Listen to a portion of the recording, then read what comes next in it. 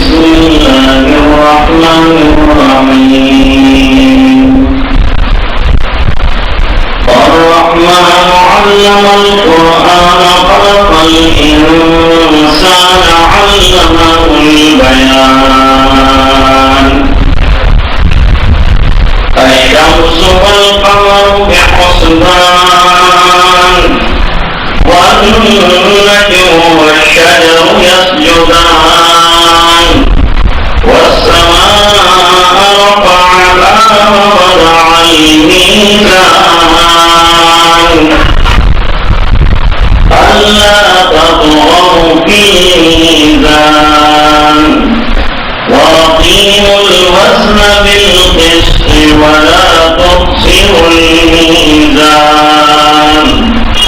والأرض وضعها للأنام فيها فاكهة والنخل ذات الأكمام والحب ذو العصف والريحان فبأي آلاء ربكما تكذبان صدق الله العظيم.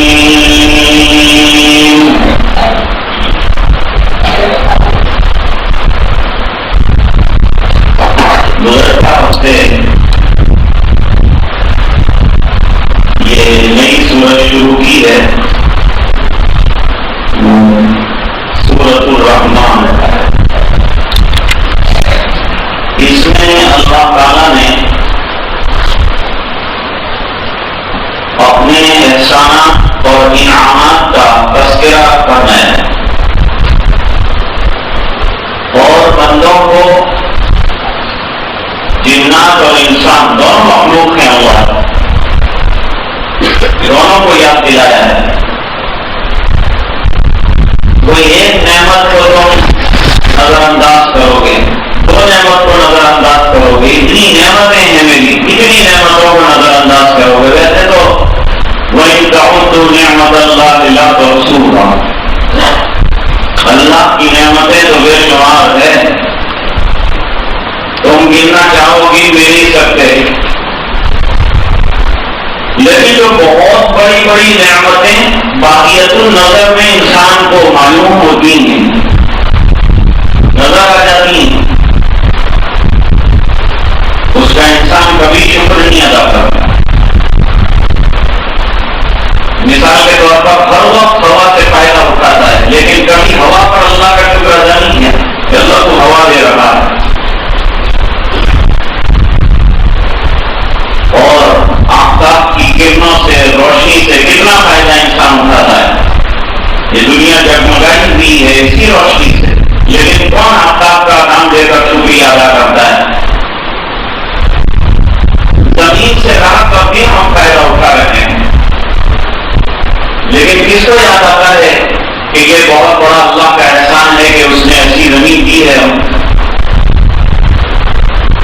تو بہت سی نعمتیں ایسی ہیں اللہ کی، نعمتیں تو ہے لیکن انسان کو اس کا دھیان نہیں، یہ بھی نعمت ہے. میں تو کہا کرتا ہوں کہ بھول جانا بھی نعمت. لوگ حافظے کا تعلیم لیتے ہیں، مولانا حافظہ کمزور ہے، خاتمہ پڑھی یا دعا فرمائیے، تعلیم بھی دیجیے. تو بھائی حافظہ کمزور ہونا ایک کمزوری ہے اور لوگ اس کے لیے کچھ نہ کچھ چاہتے ہیں. لیکن ہمارے حضرت علیہ السلام فرماتے ہیں کہ بھول جانا بھی نعمت ہے. کبھی کسی کے اوپر بہت زیادہ ٹینشن، بہت زیادہ غم ہوتا ہے تو ہم اس کو سبق پڑھاتے ہیں کہ اس کو بھول جا، کب تک تو یاد کرے گا. معلوم ہوا بھول جانا بھی نعمت ہے. بھائی اپنے پرانے لوگوں کو یاد کرتے ہیں، انتقال کر گیا، 1 سال ہو گیا، رونا بند نہیں ہوتا. اس کو یاد کرتا ہے تو روتا ہے، یاد کرتا ہے روتا ہے. تو دوست لوگ اس کو کہتے ہیں کہ بھول جا بھائی، کب تک اس کو یاد کرے گا. معلوم ہوا بھول جانا یہ بھی ایک نعمت. تو کچھ چیزیں ایسی ہیں کہ بظاہر سمجھ میں نہیں آتا کہ نعمت ہے، لیکن حالات کے آنے پر پتہ چلتا ہے کہ نعمت ہے۔ پیاس کا لگنا نعمت، بھوک کا لگنا نعمت، لیکن ہم کو یہ پتہ ہی نہیں چلتا۔ اگر پیاس نہ ہوتی تو پانی کا لطف ہی ختم ہو جاتا، بھوک نہ ہوتی تو کھانے کا لطف ہی ختم ہو جاتا۔ یہ سب وہ نعمتیں ہیں جن کی طرف انسان کا دھیان نہیں جاتا، اللہ تعالیٰ ان کی طرف دھیان ہمارا متوجہ فرمانا چاہتے ہیں۔ اور نعمتوں کی بھی گہرائی میں گئے، فرمایا الرحمن علم القرآن، وہ ذات جس نے تم کو قرآن سکھایا سرکار کے واسطے سے۔ تو قرآن کیا ہے؟ علوم کا گنجینہ ہے، علوم کا خزانہ ہے، اللہ تک پہنچنے کا ذریعہ ہے، صحیح عبادت کرنے کا طریقہ ہے، معرفت حاصل کرنے کا وسیلہ ہے۔ اتنی بڑی نعمت ہے، اور یہ باطنی نعمت ہے، دوسری ظاہری نعمت ہے کھانا پینا، لیکن یہ روحان تسکین روحانی کا جو سامان ہے باطنی نعمت ہے، بہت بڑی نعمت ہے، اس کا پہلے تذکرہ کیا ہے۔ علم القرآن، اور آگے چل کے فرمایا خلق الانسان، ہم نے انسان کو پیدا کیا۔ تو تخلیق انسانی سے پہلے قرآن کا تذکرہ ہے۔ خلق الانسان، انسان کی پیدائش بہت بڑی نعمت ہے، اور تخلیق انسانی کا تذکرہ بعد میں کیا، اور قرآن کی تخلیق اور تعلیم کا تذکرہ پہلے کیا۔ کیوں؟ ارے بھائی انسان کی تخلیق کا مقصد کیا ہے؟ عبادت، معرفت ہے۔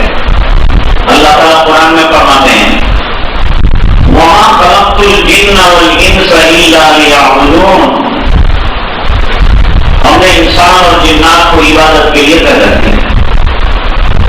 تو بغیر تعلیم قرآن کے انسان عبادت صحیح کر سکتا ہے؟ تو جس سے اس کا مقصد زندگی درست ہوتا ہے اس کا ذکر پہلے کرنا ہے، اس کے قرآن کا تذکرہ پہلے کیا، وہ باطنی نعمت ہے، انسان کو انسان بنانے والی نعمت، انسان کو اس کا مقصد یاد دلانے والی نعمت، انسان کو اس کے مقصد پر ڈالنے والی نعمت، تو اس کا تذکرہ پہلے فرمایا۔ پھر اس کے بعد آگے چل کے فرمایا علمہ البیان، ہم نے اس کو اپنے دل کی باتیں زبان کے ذریعے سے ادا کرنے کا سلیقہ سکھایا۔ بھائی بولتے تو ہر پرندے اور ہر جانور اور ہر مخلوق کچھ نہ کچھ بولتا ہے، لیکن ان کی بولی ہمارے سمجھ میں نہیں آتی، لیکن اپنا مقصد دوسرے تک پہنچا سکے، دوسرے کا مقصد خود معلوم کر سکے، تو یہ بولنا اور یہ زبان اور یہ قوت گویا کی بہت بڑی نعمت ہے۔ مثال کے طور پر قرآن ہی کے مضامین جب تک بولے نہیں جائیں گے وہاں تک سمجھ میں کیسے ہیں؟ جب تک آپ کے سامنے بات نہیں آئے گی وہاں تک آپ کیسے سمجھ سکیں گے؟ میرے دل میں کیا ہے آپ کیا سمجھ سکتے ہیں؟ آپ کے دل میں کیا ہے مجھے کیا معلوم؟ کب پتا چلے گا؟ جب آپ بولیں گے، جب آپ گفتگو کریں گے، جب آپ یوں کہیں گے کہ میرا منشا یہ ہے، میرا مقصد یہ ہے، تو آپ کی بات کرنے سے بات وسیلہ ہے، زبانیں وسیلہ ہیں۔ تو بیان یہ انسان کی خصوصیات میں سے کئی گھنٹوں تک بولتا ہے اور بیان کرتا ہے اور لوگوں کے سامنے اپنی باتیں رکھتا ہے، ہر آدمی اپنا اپنا بیان کر رہا ہے، تو قوت بیانیہ نعمت ہے۔ اگر زبان گم ہو جائے تو آدمی کتنا پریشان ہو جاتا ہے، کبھی کسی کے اوپر خارش کا اثر ہو جاتا ہے، زبان بند،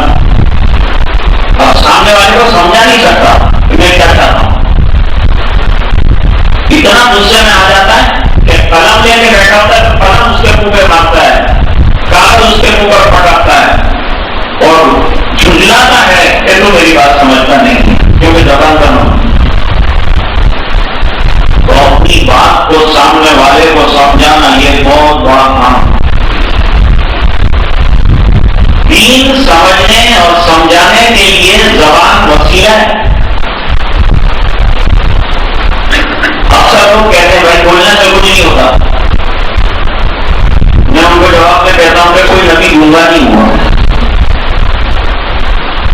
بولنے سے کچھ نہیں ہوتا، کام کرو بھائی۔ تو جب تک بولے گا نہیں تو کام سمجھنے کیسے آئے گا؟ مجھ سے آپ کام لینا چاہتے تو منہ سے بولیں گے تو پتا چلے گا نا کہ آپ کیا کام لینا چاہتے ہیں۔ کوئی نبی گونگا نہیں ہوا، کیونکہ گونگا ہونا یہ ایسا عیب ہے کہ جو اللہ کے دین کی نظر و اشاعت میں رکاوٹ ہے۔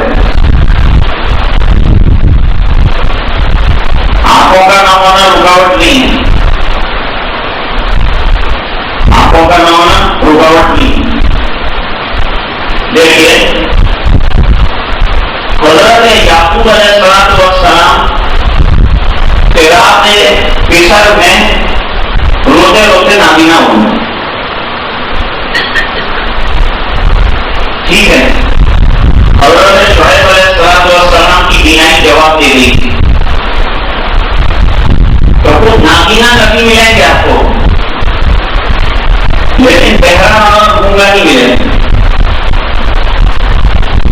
کیوں؟ بھائی ان کو جو دین دے کر بھیجا ہے، ان کو جو شریعت دے کر بھیجا ہے، وہ جب تک بولیں گے نہیں وہاں تک سمجھ میں آئے گا کہ زبان وسیلہ ہے۔ حضرت موسیٰ علیہ السلام کی زبان میں لکنت تھی،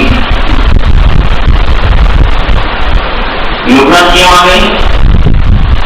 ہر نبی بڑا فصیح بلیغ ہوتا ہے، ہر نبی بڑا حسین ہوتا ہے، کہ حضرت موسیٰ علیہ السلام کی زبان میں لکنت کیسے آ گئی؟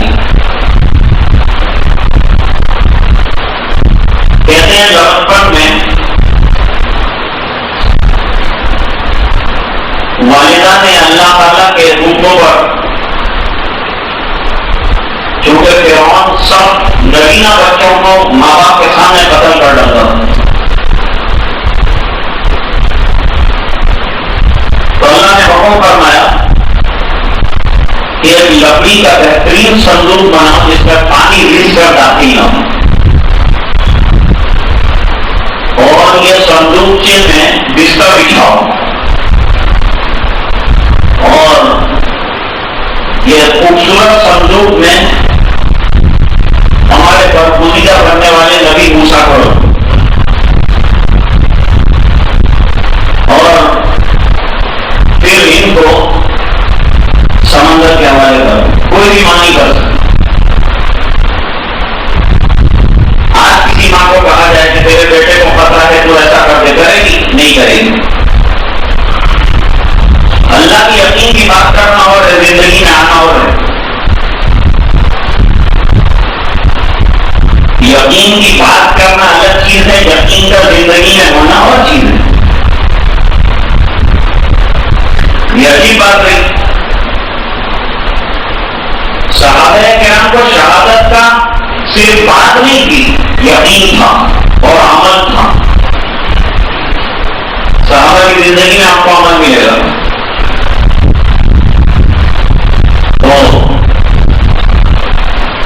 جب پیچھے سے جنگات نے بہت تیز اور دھاردار میلہ چلایا کہ سینے سے کام ہوا تو خون کا فوارہ ایک دم اڑنے لگا، وہی خون جو ہے اپنے چیزوں میں لے کر آسمان کی طرف اچھال کر نے کہا اس کو ربی کعبہ، میں کامیاب ہو گئی۔ مجھے دشمن وہاں بیٹھے تھے دین کے، کلمے کے، سرکار کے، قرآن کے، انہوں نے کہا آج تک ہم نے ایسا کوئی آدمی نہیں دیکھا کہ جس کی جان لٹ رہی ہے اور جا رہی ہے اور وہ اپنے آپ کو کامیاب سمجھتا، لیکن اس آدمی کی زندگی میں یہ حقیقت دیکھی ہے کہ ادھر خون اچھل رہا ہے اور زبان پر بات آ رہی ہے اس کو ربی دعویٰ حقیقت نہیں. یہ اچھلتے ہوئے خون نے اس کو دین قبول کرنے پر مجبور کر دیا. صحابہ تو دنیا سے جاتے جاتے بھی دین کے دائی ہیں، ان کے تو خون کا قطرہ بھی دین کا دائی ہے. ان کا تو اچھلتا ہوا خون بھی سامنے والے کی دنیا میں اور دل کی دنیا میں انقلاب برپا کرتا ہے. قبول کر لیا، لیکن ظالم کے سامنے اقرار نہیں کر سکے. اللہ کے سامنے اقرار کیا اور جب سرکار تشریف لائے تو آپ کے سامنے اظہار کیا کہ میں تو آپ کے صحابی کی استقامت دیکھ کر دین قبول کر چکا ہوں. صحابہ کرام کی یہ تفسیریں حقیقت ہے اور ماں کے دل کو مضبوط کرنا اللہ کا کام ہے. وَإِذَا خِفْتِ عَلَيْهِ فَأَلْقِيهِ فِي الْيَمِّ وَلَا تَخَافِي وَلَا تَحْزَنِي إِنَّا رَادُّوهُ إِلَيْكِ وَجَاعِلُوهُ مِنَ الْمُرْسَلِينَ. اور آگے چل کے اللہ تعالیٰ فرماتے ہیں لَوْلَا أَن رَبَطْنَا عَلَىٰ قَلْبِهَا لِتَكُونَ مِنَ الْمُؤْمِنِينَ. ہم نے حضرت موسیٰ کی والدہ کے دل کو مضبوط کیا، مربوط کیا. We steadfast the heart of حضرت موسیٰ's mother. اتنا مضبوط کیا کہ وہ صندوق میں بیٹے کو رکھ کر سمندر کے حوالے کرنے کے لیے تیار ہوئی. اب سمندر جو ہے وہ بہتا ہوا ایک سوئمنگ پول جو جا رہا تھا فرعون کے محل کے اندر ایک سوئمنگ پول تھا، اس میں ڈن ہو گیا. ایک بچی پیچھے پیچھے جا رہی تھی، یہ صندوق سے جاتا تھا. ماں کے پاس تھوڑی کہ وہ تو ظالم کے سوئمنگ پول کے اندر سے تبدیل ہو رہا ہے، جا رہا ہے. کہاں وہاں ہو گیا، کیا ہوگا اپنے بھائی کا؟ ورنہ اللہ نے وعدہ کیا ہے، حفاظت کا وعدہ قیامت ہوگا میری بیٹی. وہاں کنارے پر خادمائیں موجود تھی. صندوق کے عقیدہ کنارے کی طرف آ رہا ہے. یہ خادمائیں حضرت آسیہ کے یہاں کام کر رہی ہیں، وہ کنارے پر آئی ہوئی ہیں. معلوم ہے کہ فرعون کے یہاں کوئی بیٹا نہیں ہے، اولاد نہیں ہے. صندوق کا قریب آ گیا، نکال لیا، کھولا تو اندر پھول کی طرح حسین اور خوبصورت بچہ نکالا. یہ لے کر سیدھی حضرت آسیہ کے پاس دوڑی اور جا کر کہا لو تمہیں اللہ نے غیب سے بیٹا دے دیا. تم کو یوں نہیں بیٹا ہوتا، اللہ نے سمندر سے بیٹا دیا. تم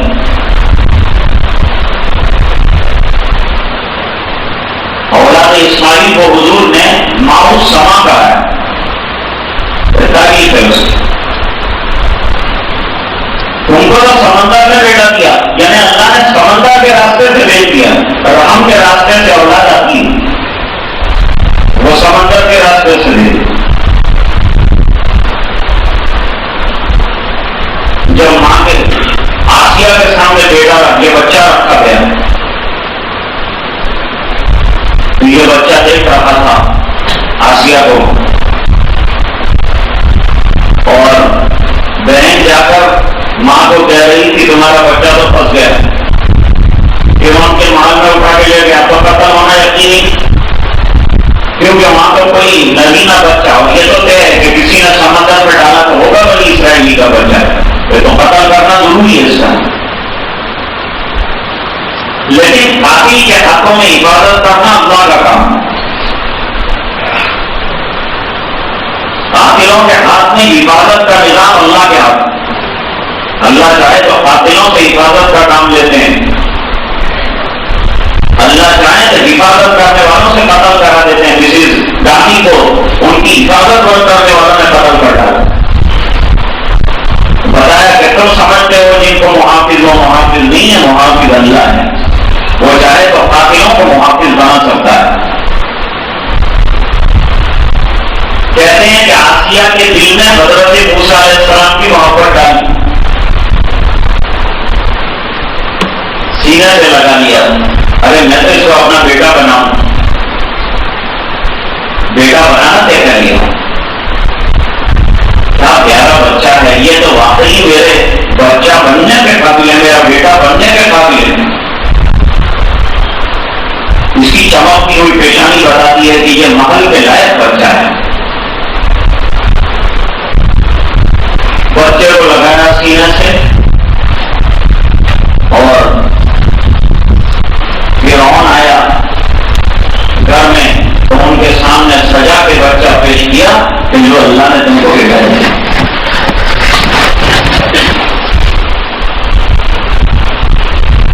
ارے میں خود ہی اللہ ہوں تو مجھے کون بیٹا دینے، میں نے تو خود ہی اللہ کا دعویٰ کیا ہے، سب کے گھر میں میرے اسٹیچو لگے ہوئے ہیں، سب لوگ مجھے ورشی کرتے ہیں، پوجا کرتے ہیں، اور میں تمہارے اوپر بھی ایک خدا ہے جو تم کو بھی چلا رہا ہے، اس نے تم کو بیٹا دیا ہے۔ کہا نہیں یہی ہے میرا تخت الٹنے والا، کہا تم گود میں تو لو۔ گود میں جب پہنچے تو کہتے ہیں آنکھوں میں آنکھیں ڈال دی فرعون کے، حضرت موسیٰ نے، اللہ نے اس کے دل میں محبت ڈالی، اس نے سینے سے لگا دیا، کہا چلو تیری خوشی کے لیے گھر میں رکھ، اور اس سے تجھے خوشی ہوتی ہے، چل تیرا بیٹا سی، راضی ہو گئے۔ اب موقع موقع سے کھیل لگاتا تھا، میرے والد صاحب فرماتے تھے کہ ایک دن جو ہے تیار کر کے، کیونکہ باپ جو ہے زیادہ بچوں کو ہاتھ نہیں لگاتا، خالی اپنے حقوق زیادہ سے زیادہ ہے، میرا لڑکا ہے، میرا یوں ہے، میرا یوں ہے، کرتا کچھ نہیں۔ ایک دن تیار کیا اور اچھے کپڑے پہنائے، اور پھر باپ کی گود میں جو ہے رکھ دیا، فرعون تیرا ابا ہے، جا باپ کی گود میں جائے۔ تو تھوڑی دیر کھیلنے کے بعد انہوں نے بہت زور سے فرعون کی داڑھی پکڑ کے کھینچی، تو کیا ویسے بھی داڑھی کھینچا ہے، اس کی داڑھی کے اندر کیڑے جواہرات سب لگے ہوئے تھے، بہت غصے میں آ گیا، کہا ہاں مارو یہ من ماری جاتے ہیں، آگے خلاصہ کر لو، ہماری ہماری داڑھی پکڑی لینا مطلب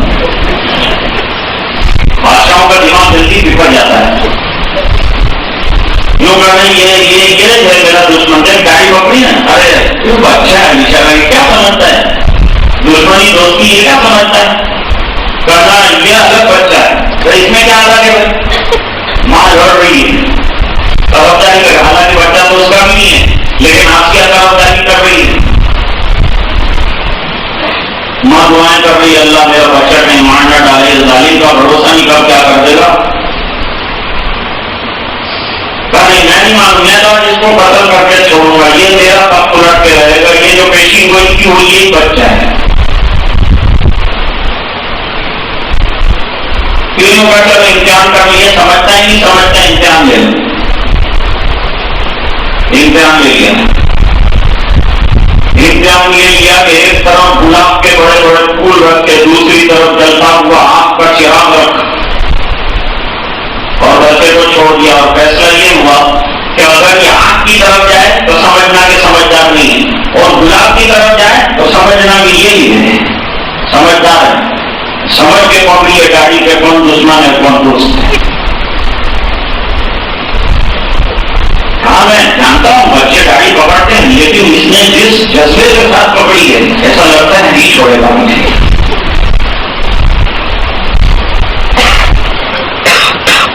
اب جب بچے کو چھوڑا گیا تو مفسرین کہتے ہیں حدیث صحیح میں تو ملنا مشکل ہے ایسے مضمون،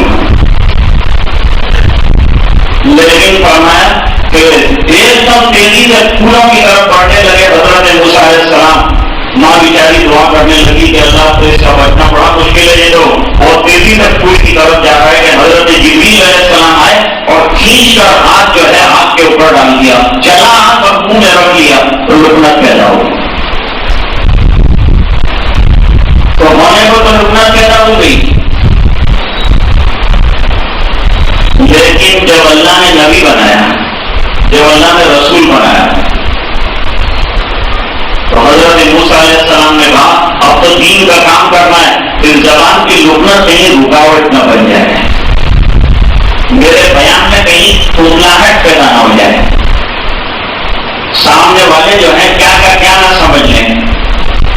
اس لیے اللہ نے انبیاء کرام کو واضح بیان کیا ہوتا ہے، کلیئر بیان کرتے ہیں، ایک دم دودھ کا دودھ پانی کا پانی، لیکن اور چنانچہ ہماری بیانوں میں ہوتا ہے، ان کے بیان میں نہیں ہوتا، کلیئر بیان کرتے ہیں۔ میرے والد صاحب کا بیان ایسا ہوتا تھا، اتنا سادہ بیان فرمانے کہ دیہات کا آدمی بھی یوں کہے کہ مولانا نے کیا اچھی بات سمجھا، اور ایک عالم بھی یوں کہے کہ کیا بہترین طریقے پر سمجھا۔ نبیوں کا بیان ایسا ہوتا ہے۔ تو حضرت موسیٰ علیہ السلام نے یہ نہیں کہا کہ لمبی لمبی تقریر ہے، لیکن میں جو دین پہنچانا ہے اس میں یہ لکنت رکاوٹ نہ بنے، اس لیے دعا کریں۔ فرمایا رب اشرح لی صدری ویسر لی امری واحلل عقدۃ من لسانی یفقہوا قولی۔ تو دیکھیے یہاں لکنت کے ختم ہو کر کم سے کم دین سمجھانے کی اتنی زبان کلیئر ہونے کی ضرورت۔ تو معلوم ہوا بیان نعمت ہے، بیان دین کی چیز ہے، اس لیے یہاں فرمایا علمہ البیان۔ یہ بیان کی تو واسطہ ہے تم کو اللہ تک پہنچنے کا، کیونکہ اللہ کیا فرماتے ہیں یہ نبی تم سے کہے گا، لوگ کہیں گے تم راہ حق پر چلو گے اور دین حق پر آؤ گے اور عبادت تمہارا جو مقصد ہے واصل ہو جائے گا۔ یہ تو تین بڑی نعمتوں کا تذکرہ۔ پہلی بہت بڑی باطنی نعمت قرآن ہے، اس لیے اللہ نے فرمایا کہ قرآن اتنی بڑی نعمت کہ تمہاری پیدائش نعمت ہے، اس سے پہلے اس کا تذکرہ کیا۔ اور یہ دو نعمتوں میں انسان کو دوسری مخلوقات کے مقابلے میں ہم نے اتنا شاندار قوت گویائی دیا ہے، دوسری کسی مخلوق کو اتنی شاندار قوت نہیں دیا، فصل خطاب دیا ہے، اپنی بات کو بہت اچھے طریقے سے سمجھاتا ہے، سامنے والے کے دل تک پہنچتا ہے، دماغ تک پہنچتا ہے، اپنے دل کی بات اس کے دل میں اتار دیتا ہے، ذریعہ ہے۔ معلوم ہوا زبان بڑی نعمت، بیان بہت بڑی نعمت۔ اس کے بعد کیا اپنے اندر کی نعمتیں ذکر کرنے کے بعد آفاقی نعمتوں میں بڑی نعمت کیا ہے؟ الشمس والقمر بحسبان والنجم والشجر يسجدان۔ یہ شمس و قمر ایک حساب سے چل رہے ہیں، برسوں سے چل رہے ہیں، لاکھوں سال سے چل رہے ہیں، اور پھر بھی حساب سے چل رہے ہیں۔ آپ نے نہیں سنا ہوگا کہ آفتاب لیٹ ہو گئے، آج آپ نے نہیں سنا ہوگا کہ چاند لیٹ ہو گئے، آپ نے نہیں سنا ہوگا کوئی ستارہ لیٹ نکلا ہے۔ ایک حساب سے چل رہے ہیں اور برسوں سے چل رہے ہیں۔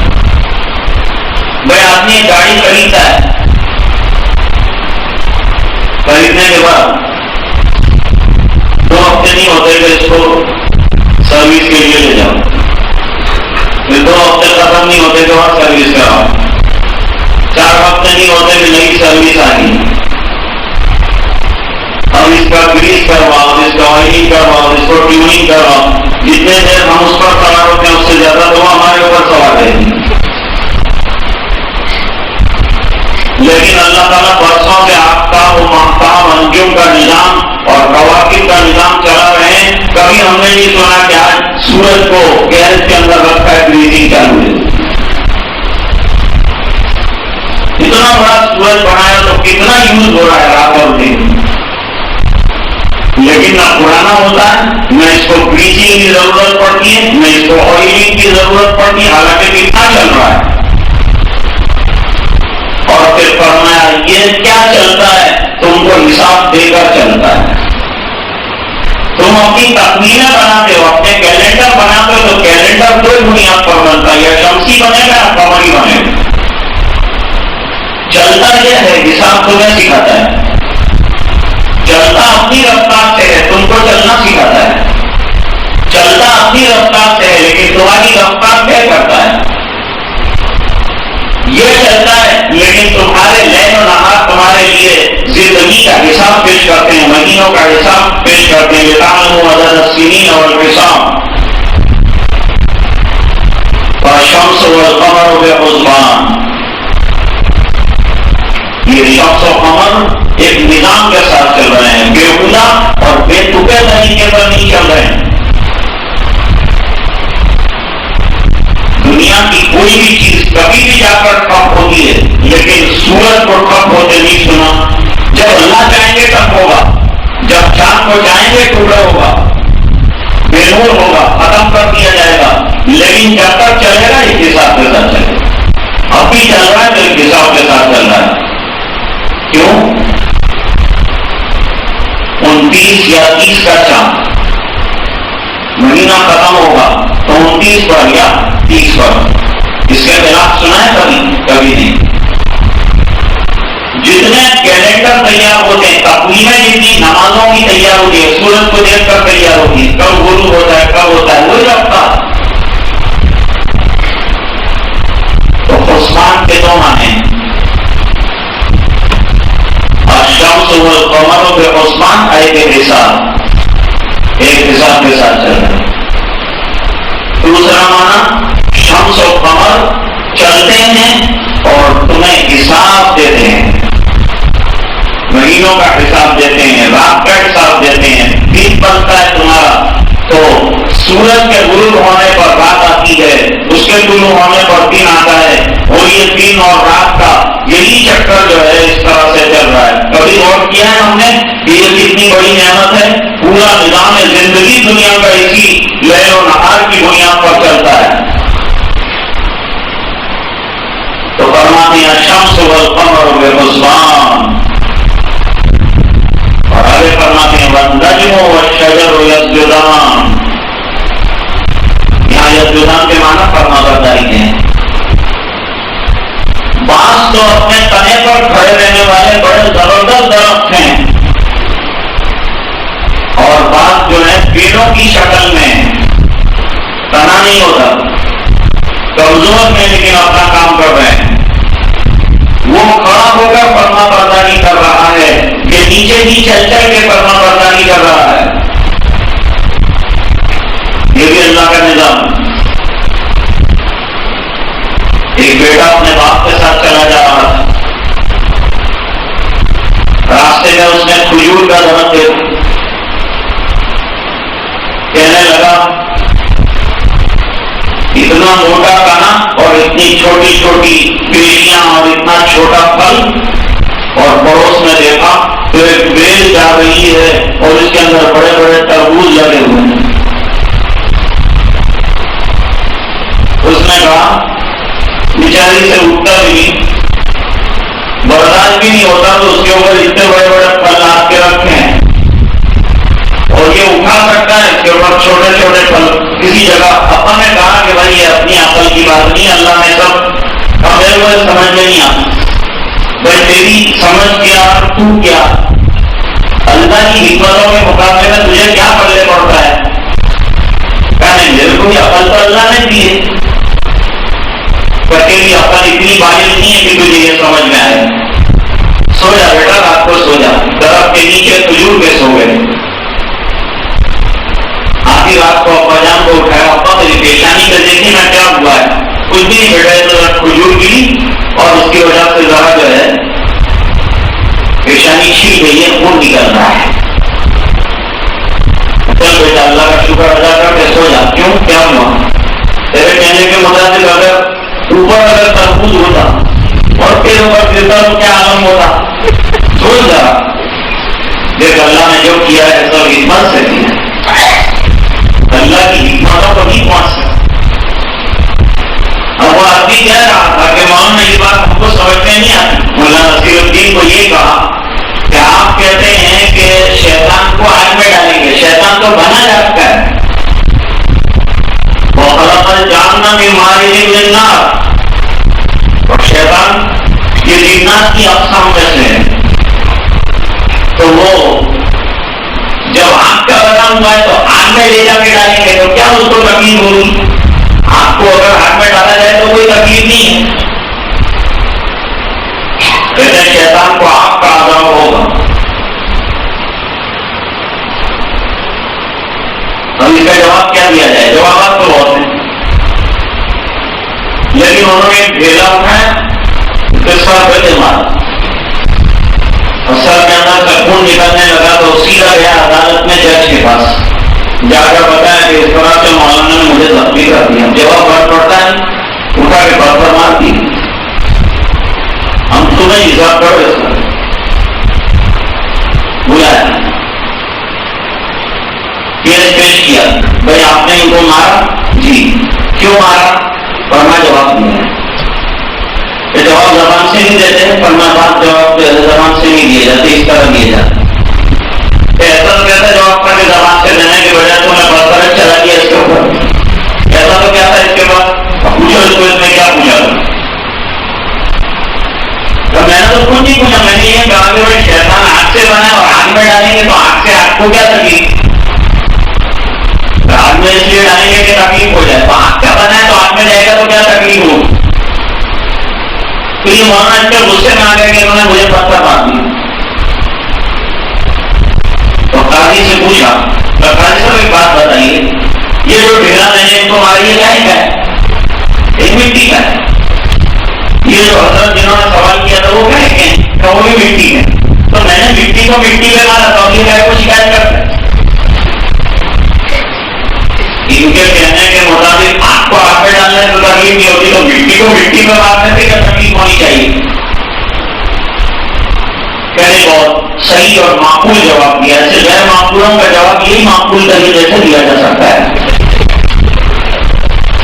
تو کہنے کا منشا یہ ہے کہ اللہ تعالیٰ نے بڑی نعمتیں پیدا فرمائی، جس میں سے شمس و قمر بھی ہے اور جن میں سے مختلف درخت بھی ہیں اور مختلف بیلیں بھی ہیں. سب اللہ نے انسانوں کے لیے بنائی ہے.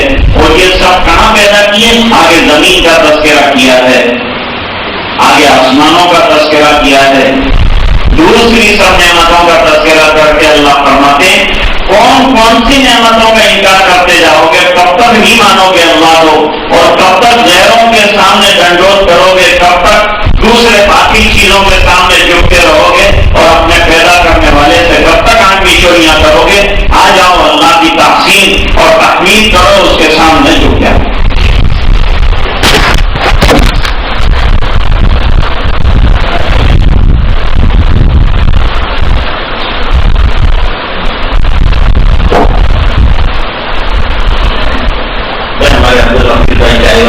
ان کی منشیہ مرحومہ ہو گئی اور عرصے سے ہمارا کیونکہ مجلس ہوئی نہیں تھی تو آج یاد آ جائے کہ مجلس ہونے کے بعد کیونکہ پہلی مرتبہ کوئی مجلس تو دعا ہونا چاہیے تھی ان کے لیے بھی. آج ہم دعا کرتے ہیں اور آپ سے بھی درخواست کرتے ہیں کہ ان کے لیے دعا فرمائے. اللہ تعالیٰ مرحومہ کی بے انتہا مغفرت فرمائے. سونی کے ساتھ ہسپتال میں شفا کے لیے دعا کرتے ہیں. ذاکر حقدار 45 دنوں سے موجود بنے، دعا فرمائیے کہ اللہ تعالیٰ ان کو عافیت نصیب فرمائے، بہت شفا کاملہ عطا فرمائے. چھوٹا بچہ سانس کی تکلیف سے پریشان ہے، شفا یابی کے واسطے دعا. وسیم بھائی گودرا والوں کی والدہ بیمار ہیں، ان کے لیے دعا. مفیت الصفا کے لیے دعا فرمائیں. گودرا کے باشندے ہیں، بائی پاس کا آپریشن ہوا ہے. ہاشم اجتماعی کاغذ والوں کا انتظار ہو گیا، مغفرت کی دعا فرمائیں. ہمارے حافظ رئیس بیمار ہیں، شفا کے لیے دعا فرمائیں.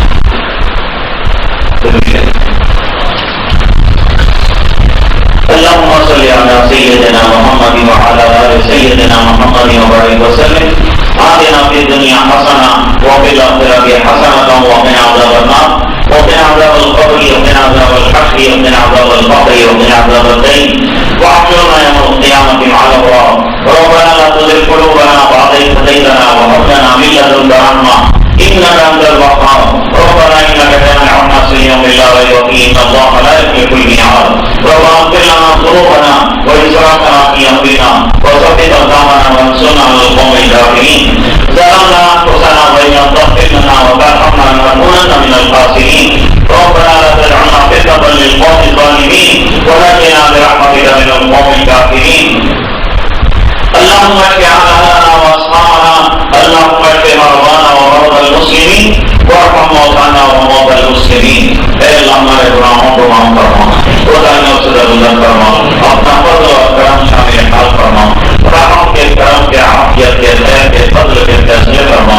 اے الہ العالمین ہمارے دلوں کے بگاڑ دور فرما اے اللہ ہمارے ظاہر اور باطن کی اصلاح فرما اے اللہ اپنی مرضیات پر ہمیں چلنے والا بنا دے اے اللہ 100% نمازوں کا پابند بنا دے تلاوت قرآن کریم کا شہدائی بنا دے اللہ جو بیمار ہیں انہیں شفا کاملہ عطا فرما جو پریشان ہیں ان کی پریشانیوں کو دور فرما جو الجھنوں کے رفتار ہیں ان کی الجھنوں کو دور فرما اے اللہ العالمین جو مرحومین مرحومات دنیا سے گئے جنت میں اعلیٰ بالا مقامات عطا فرما اور جب تک زندہ رکھتے ایمان پر زندہ رکھ اور جب وقت آپ کے ہوگلنے والی موت عطا فرما دعائیں اپنے فضل و کرم حبیب پاک صلی اللہ علیہ وسلم کے تو پہل منظور فرما برحمتک یا ارحم الراحمین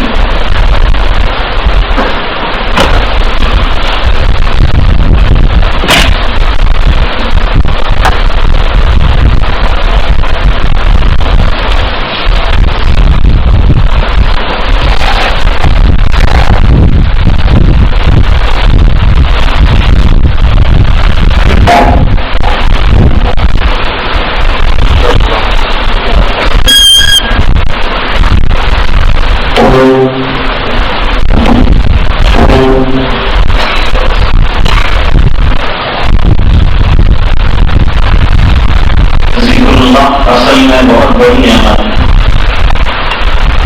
جسے نصیب ہو جائے اور جو کرے وہ اس کی قدر کر سکتا ہے. حضرت سلیمان علیہ السلام کے دربار میں مچھر نے ہدایت کیا کہ میں برابر کام کر رہا ہوں اور برابر جسموں پر بیٹھتا ہوں اور خون چوستا ہوں لیکن میرا پیٹ بھرے اس سے پہلے ہوا آ کر مجھے اٹھا دیتی ہے. لہٰذا میرا فیصلہ کیا جائے. تو حضرت سلیمان علیہ السلام نے کہا کہ فیصلہ تو دونوں طریق کی بات سننے کے بعد ہوتا ہے. لہٰذا اب ہوا کو بلایا جائے. ہوا ہی سے پہلے مچھر اٹھ گیا اور بھاگ گیا. ہوا نے کہا میرا تو کوئی قصور نہیں ہے تو آتی ہوں چلتی ہوں یہ اٹھ جاتا ہے میں کیا کروں. میری مووی میری خصوصیات ہے اڑانا ہر چیز کو اڑاتی ہوں. سلیمان علیہ السلام نے بات سننے کے بعد اس کو رخصت کر دیا. پھر مچھر آیا کہا بتا مجھے کیا کیا جائے. کہا بس یہی میری پرابلم یہی ہے کہ آتی ہے اور مجھے بھگا دیتی ہے مجھے اڑا دیتی ہے. میری تکلیف یہ میں نے اسی لیے تو کیس پیش کیا ہوں آپ کے دربار میں کہ میں اڑا دیا جاتا ہوں. پیٹ میرا بھرتا نہیں اس سے پہلے ہی آ جاتی ہے اور ایسا اڑاتی ہے میں کام کام دور دور تک چلا جاتا ہوں. پھر اللہ تعالیٰ نے نتیجہ نکالا کہ یہ غلط خیالات گناہوں کے مچھر انسان کے دل کو پریشان کرتے رہتے ہیں. اس پر ذکر اللہ کی ہوا چلاؤ. ذکر اللہ کی جب ہوائیں چلے گی تو یہ مچھر اڑ جائیں گے. موجودہ دور میں ہم کو ضرورت ہے یہ چاروں طرف سے ہم کو جرسوموں نے پریشان کر کے رکھا ہے. ذکر اللہ کی ہوا ہماری زندگیوں میں چلے تو ہمارا بیڑا پار ہو جائے. ہم سے تھوڑی دیر تک انشاءاللہ ہم ذکر کریں گے اور کچھ دور سے بھی حضرات آئے ہیں. ہمارے سلسلے میں جو ذکر ہوتا ہے وہ ابھی جو لوگ شروع کریں گے سادگی کے ساتھ 200 مرتبہ کلمہ طیبہ ایسے ہی پڑھ لیں لا الہ الا اللہ محمد رسول اللہ 200 مرتبہ، اور 24 گھنٹے میں کم سے کم 200 مرتبہ پڑھیں. اب ان کو میں اجازت دے رہا ہوں. نمبر 2 استغفار، جو بھی آسان لگے وہ استغفار، استغفر اللہ ربی من کل ذنب واتوب الیہ، کم سے کم 200 مرتبہ پڑھنا ہے. 24 گھنٹے کے اندر یہ عادت کو پورا کرنا ہے. زیادہ کتنا بھی وہ پڑھ سکتے ہیں، کام نہ کریں. نمبر 3 درود پاک 200 مرتبہ کم سے کم، جتنا آسانی سے کر سکتے ہیں 200 کرنا ہے، زیادہ جتنا بھی کرنا. یہ جتنے اوقات ہیں سب ایک ٹائم میں پورا کرنا ضروری نہیں ہے، بلکہ اگر بوجھل اٹھ رہی ہو، طبیعت پر بوجھ پڑ رہا ہو تو ٹکڑے ٹکڑوں میں کرے. صبح میں تھوڑا کر لے، عصر کے بعد کر لے، عشاء کے بعد کر لے. اور مراقبہ جو ابھی دیکھیں گے جو لوگ، وہ مراقبہ کریں گے چند منٹوں کے لیے روزانہ.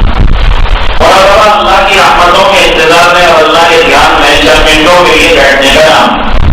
یا سوئی کے ساتھ سب سے الگ تھلگ ہو کر کسی کونے میں بیٹھ جائیں، کسی کو پتہ بھی نہ چلے، اور اتفاق حال کے ساتھ یہ مراقبہ جو ہے اس کو جاری رکھیں. اپنے آپ کو دل کی طرف متوجہ کرنا، دل کو اللہ کی طرف متوجہ کرنے کا نام تصور ہے.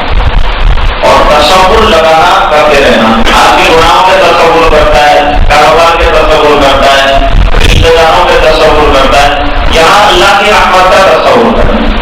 اللہ کی رحمت نازل ہو رہی ہے، اتر رہی ہے، میرے دل پر برس رہی ہے، اور میرا دل اللہ اللہ کر رہا ہے، یہ تصور لگانا چاہیے. اور حافظ نہ ہو تو پاؤں پارا قرآن کریم روزانہ تلاوت کرے. اللہ مجھے آپ کو سب کو توفیق دے. حافظ ہو تو کم سے کم ایک پارا پڑھے. نمازوں کی پابندی رکھے اور اپنے احوال سے موقع اطلاع دیتے رہیں. جب اس پر مضبوطی آ جائے گی تو ایک دن انشاءاللہ بیعت کریں گے. یادی بیعت ہے، اصل بیعت اصلاح کا نام. اور جب آدمی اورات بدائی شروع کر دیتا ہے پھر اللہ تعالیٰ کو بہت جو ہے اس کو آگے چلنے کی صلاحیتیں اور حکمتیں اور انوار جو ہے عطا فرمائیں.